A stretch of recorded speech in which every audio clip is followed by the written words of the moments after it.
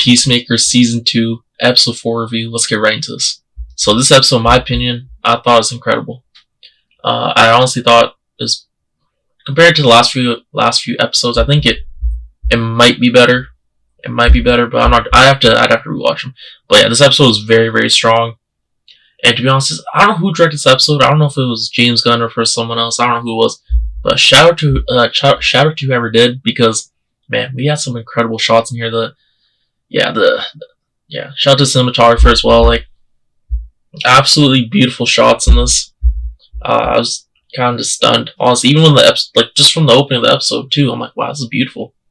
And it was just me here. I'm like, this episode felt like it just had like the shots were just very like clear, just way more clear. I don't know if they use different cameras for this episode or not, but man, there's some sauce in this. Even like with the slow mos, I thought it was great. Honestly, I thought that was great. But yeah, let's get into the episode itself. So the episode is titled "Need I Say Door," and also saying "Need I Say More" as a play on that, because instead of more, door rhymes with more. So there it is. And we know this episode was a large part of it. Not even a large part. The essential. If you want to break it down, the theme of this episode came down to, like, if we're just talking about theme in the sense of what's the most common thing in this episode, it was I always forget the name. I always say it wrong. I always say like the quantum room, but it's the quantum unfolding room, or the quantum unfolding chamber. My bad. Okay, I was messing up. But that's the theme of it. We know how throughout the season it's been playing a big part. As Rick Flag, Senior, he is trying to literally get Peacemaker. He's just trying to pin him for anything, and he's realized, okay, I can pin him for this. Just need to get it. Just need proof of it, like actually rating it, whatever you want to call it. And we see it picks up from the last episode from there. Okay, so I guess that's the best way to start off. So the episode starts off with Peacemaker, like a young version of him. It's like, you could say it's a flashback scene, and so his father, him, and his brother, and it seems like there's going hunting. Nothing out of the ordinary here. And then they stumble upon. Well, I'm pretty sure his dad might have shot him first, but they stumble upon like an alien creature type thing, and this is showing the origins of the quantum unfolding chamber, because what this alien's holding is the device that pretty much sets it up. Okay, this is like the crucial device, and I love how James Gunn wrote it like this, to where the episode opens up with this. As we know, it's going to play a part later on the episode, a very big part. So I just love the fact that the episode opens up with this, because it's very vital to this episode. Anyways, there's a moment here where you can even see it. Like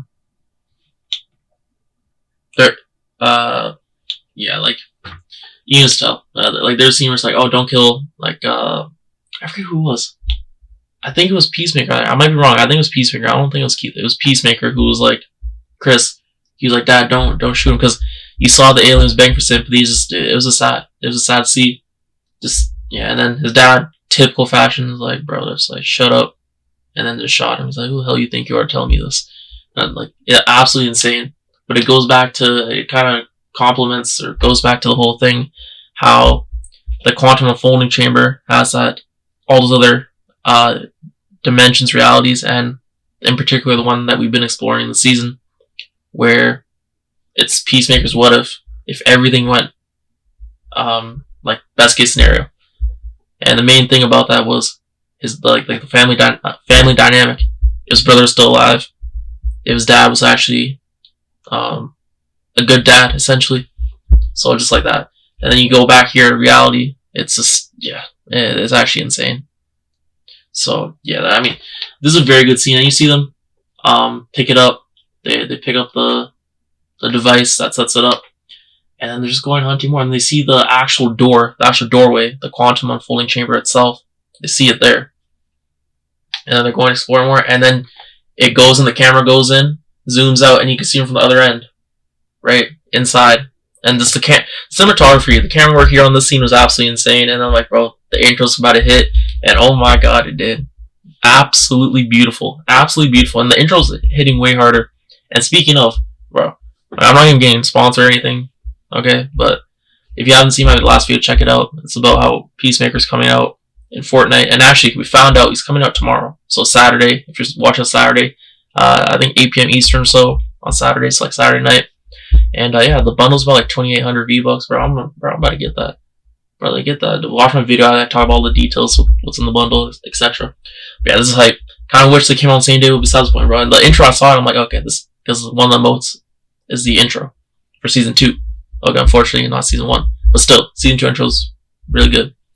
And I'm just like here, like I'm just liking it more and more throughout the season, which is what I was saying in my episode 1 review. That's what's gonna happen. You see it. It's just hitting more and more. It's a perfect transition. God, the intro transitions are absolutely insane. And then yeah, like I said, I was just like glamoring about the intro while watching. Like, damn, that's hella good. And then we pick up back from last episode where we know the raid. Ari's setting up the raid, and obviously John Economos, he has to be a part of it. He has no choice but to be a part of it. And not only that, he has to be a part of it with, I forget what Michael's character is, like his name, like his character's name, but he's essentially the Eagle Hunter. He has to be with him, and John doesn't like him, obviously, because, you know, bro, he raps for Eagly. Come on, bro, come on. And just, yeah, just the Eagle Hunter in general, bro. Come on.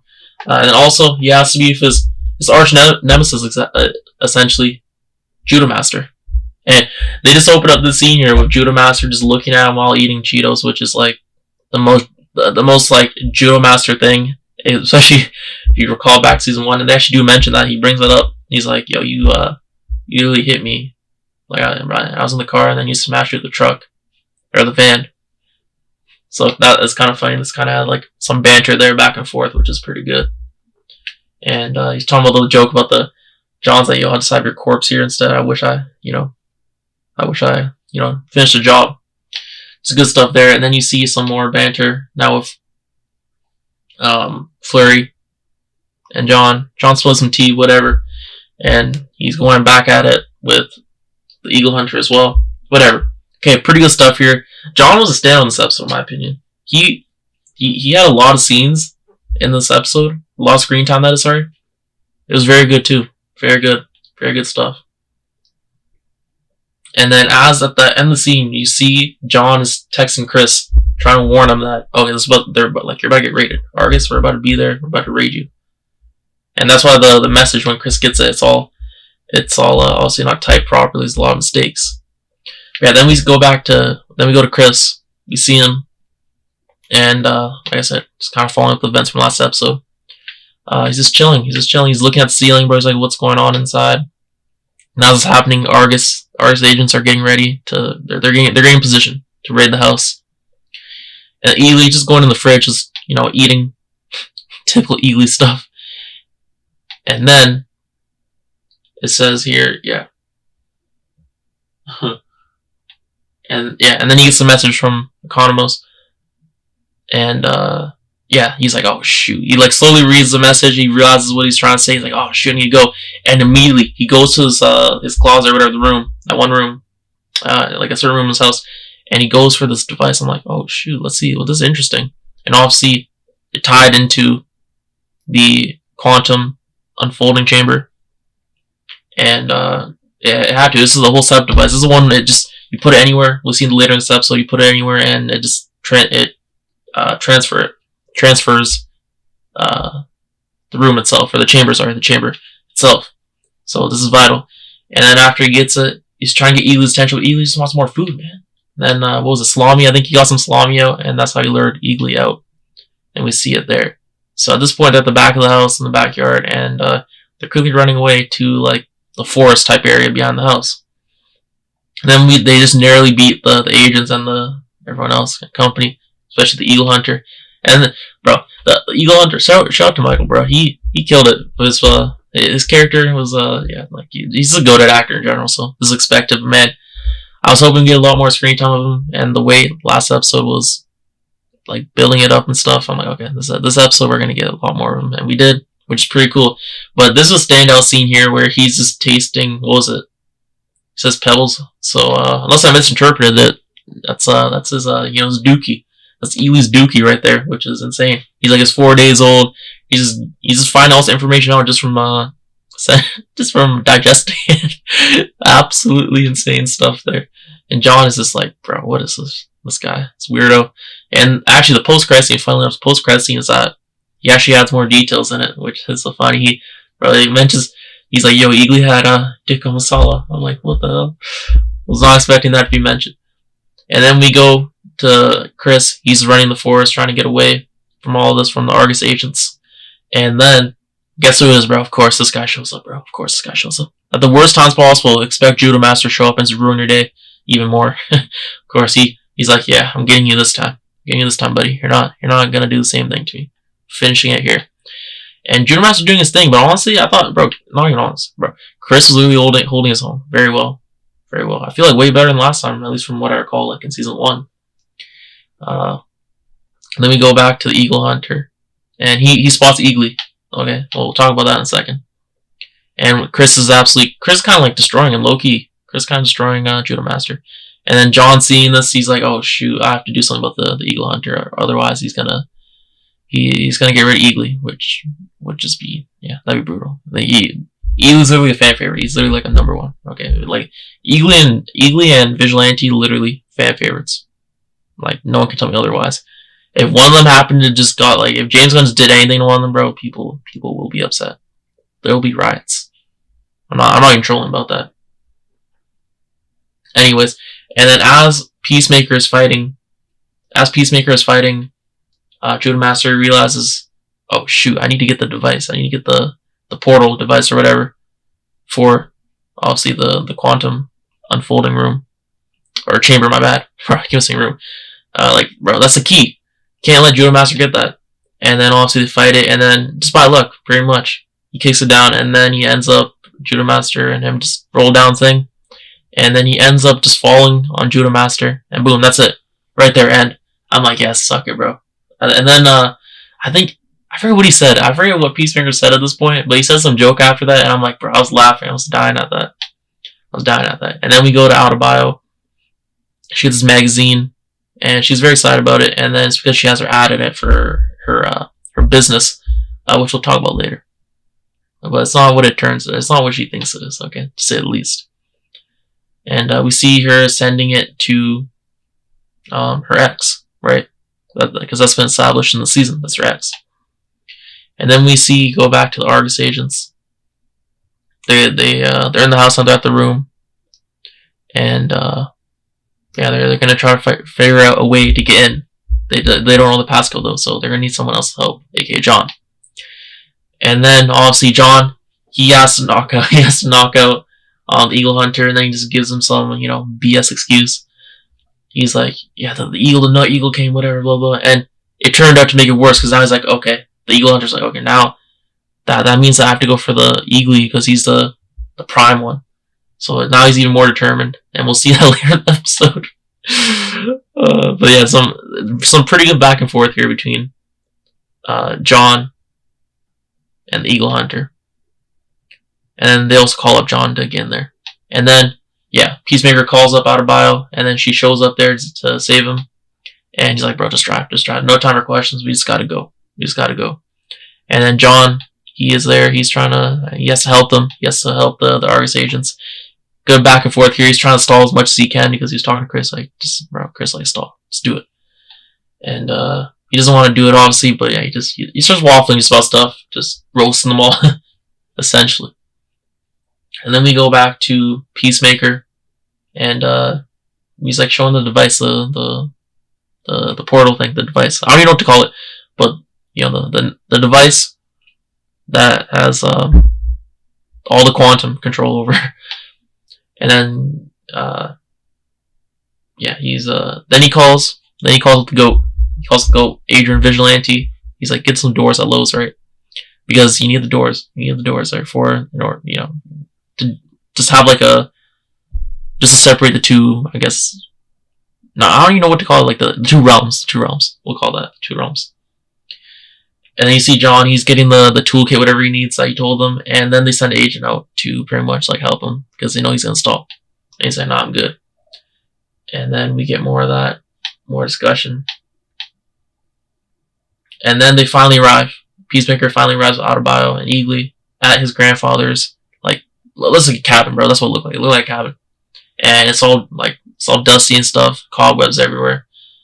But yeah, anyways. Then we go back to John, and he's stalling again about the device. And he's like, "Look at this, look at that," but he ends up just he's stalling to get Chris more time. But yeah, he finally does it. He plugs everything in finally, and you see the numbers getting punched in, the code, but it ends up not working because in that meantime, the stalling worked. In the meantime that he was stalling, Chris had enough time to set up the whole thing, set up the device, and actually transfer it. And we see the big explosion, him telling out about a run, and then him running, and then you see the cool shot there, the slow-mo shot. Man, absolutely great. Like, there's so many good shots in this episode, like that, and the slow-mos as well.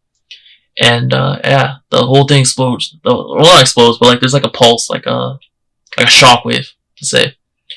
And that signifies, it happened. And also, you see the light on their end at Peacemaker's house. You see, as the door opens, right after the code gets punched in, you see the light, they're like, oh, it's still there, and then it gets, boom, just like that, in like a second, it's gone. And the door locks, and then they open it up, it's just a closet, and like, god damn it, bro. So, hella close there. It was hella close. Too close for comfort to say. Too close to comfort. But anyways, him and Adebayo, they obviously are like knocked out from the shockwave, and they go back in, and Adebayo's like, yo, what the hell's that? Because she's new to this. She hasn't seen this. Okay, she's not a vigilante. She's not privy to this information, seeing this. And then Chris breaks on the whole thing. He's like, this is what's going on with the alternate dimension, the alternate reality, what I did. How he got rid of himself, essentially. And just his family, like, dynamic relationship. And also Emilia in that dimension. And Rick Flag Jr., of course. And then we go to the scene with Rick Flag Sr., and they have to tell him the bad news. They have to tell him the bad news. There's nothing that showed up, and they're like, God damn it, bro. And then he's like, give me a nice suit or whatever he said, because he's gonna meet with Harcourt. And now I'm like, oh god, I kind of knew where this is gonna go. And the next scene, see Harcourt. She's still doing the thing at the bars where she's getting the bar fights, because she's been blackballed from the agency jobs, which we'll talk about later as well. And then the next scene is of her back at her place of living, her residency, and she has like a bloody mouth from the bar fights, of course. And then as she's like checking that out, she gets a knock on the door. She goes and sees Rick Flag Sr. and opens the door, of course. And then here they have a conversation, and it went over my head, the Creature Commandos reference, so that's my fault. I still need to watch that. I haven't completely watched it, so that's not me. And I've heard rumors that they're going to have Creature Commandos in this, which is, that's true, later episodes, of course, but it's going to be insane. Having live action. But yeah, besides the point. Also, I know we got Rick Flag, but like the rest of them, I mean. The rest of them. But yeah, then you see some references. This conversation is very critical, because they talk about Rick Flag Jr. and like, yeah, heavily talks about, or references what was talked about last episode. And then also, pretty much he's like, okay, like he sees the relationship that she has with Peacemaker, and they even talk about the Suicide Squad, the events in that. But he's like, okay, if you want your job, because they always talk about how she's getting blackballed, and Rick Flag's like, if you want your job, you got to give me Peacemaker. Pretty much meaning you got to set him up. She's got to set him up. And that's tough, because she's like good friends with Peacemaker now. So she got to choose which one. But she needs the job really bad. That's what it is. So this is where it sets up. This is where things get interesting. Right? This is where things get interesting. And then I'm going to the next scene. Then we go back to Adebayo and Peacemaker. And there's talking. They see Vigilante coming in. He's like, I got the doors. I'm like, let's go, bro. Because we haven't seen Vigilante for the entire episode up until this point. And, yeah, after that, Chris, he goes outside and he's like, I need your car. I need your car, bro. I gotta go meet Harcourt. And, yeah, he texts her. He's like, okay, we're gonna be at the spot or whatever. And, yeah, of course, fast forwarding to that, she's reading the messages, texting him, and she's like, God damn, I don't want to do this, but I also need to do this for myself. And also, you gotta factor in other things, like I said, especially, well, the Man of Water thing is obvious, but like I feel like the underlying thing you gotta factor in is Rick Flag Jr. Right? You got to factor that in. And then yeah, he heads there, and all the Argus agents are there, and like Rick Flag's there, Flurry's there. I forget her name. Roscoe? I forget her name. I'm probably saying it wrong. I might be completely wrong. Obviously, John's there. They confiscate his phone because of Rick Flag's like, no, I don't trust you. But yeah, they have all the agents there. Or well, not. Sorry, this is at Harcourt's residence. And then she's like, I'm going. Because Rick Flag's like, you know, what are we doing? And then she's like, I'm going to meet him. This is the location, blah, blah, blah. And she's like, make sure you have all your agents. And then, yeah, that's what happens. And then John's like, really? Can't believe this. He's betrayed him. He's betrayed us. Come on. Like, just disappointed. Because he can't do anything about it. He's got to watch this happen. Because he still needs his job as well. So that's the thing. And then she drives away. And that's how you know setup's about to begin. And then we go back to the Eagle Hunter. And now he's doing his whole, I guess, ritual, you could say, to find Eagly. And the cinematography in this is very cool. Very cool. I love this. Some of my favorite stuff. They show like the spiritual side of him, I guess, you could say. And pretty much it just shows how he's able to, with his third eye, right? He's able to find out where Eagly is, and that's at the cabin. So that's another thing we're seeing next episode. The Eagle Hunter going for Eagly at the cabin. Hopefully Vigilante plays a part in this. I'm hoping. Because otherwise I don't know what's going to happen. I don't know Eagly's going to survive this. And no way something happens to Eagly. I refuse to believe that. Ain't no way. Especially in episode 5 of all episodes. No way. Ain't no way. But it is funny because you see him like floating, like his soul, her spirit just floating while following Eagly's. Bro, it's kind of, I couldn't, bro. I'm like, this is the most troll type stuff ever. Okay? Like, bro, I just couldn't take it serious. Just because the character, the way it's portrayed in this show, I'm just like, bro, this is the most troll-like thing, bro. Just, yeah. Well, besides the point. And then, yeah, like I said, then we go back to Chris, just driving, and I think if I'm not wrong, he passes Judo Master, because we see Judo Master get out of the woods. He's finally woke up from that, yeah, that fight from Peacemaker. But that was kind of funny. And then they're all, yeah, next scene, all the Argus agents are set up, the whole team, the whole crew's set up, they're ready for the setup. And then it goes back to Chris as being sad with the music playing. And so next episode is going to be about Chris going to meet Harcourt and being set up. And yeah, like I said, this is the last episode. It pretty much ends up Argus agents trying to set him up again, trying to, yeah, just try to pin something on him. So we'll see how that goes. But very good episode, very strong like throughout. And the only thing I can say, like, just wish it was longer. That's it. Just wish it was longer. But besides that, man, that's like a nitpick. The episode was great. It was incredible, honestly. Fantastic episode. Anyways, let me know what you think down below. Thanks for watching. I'll see you next one. Peace.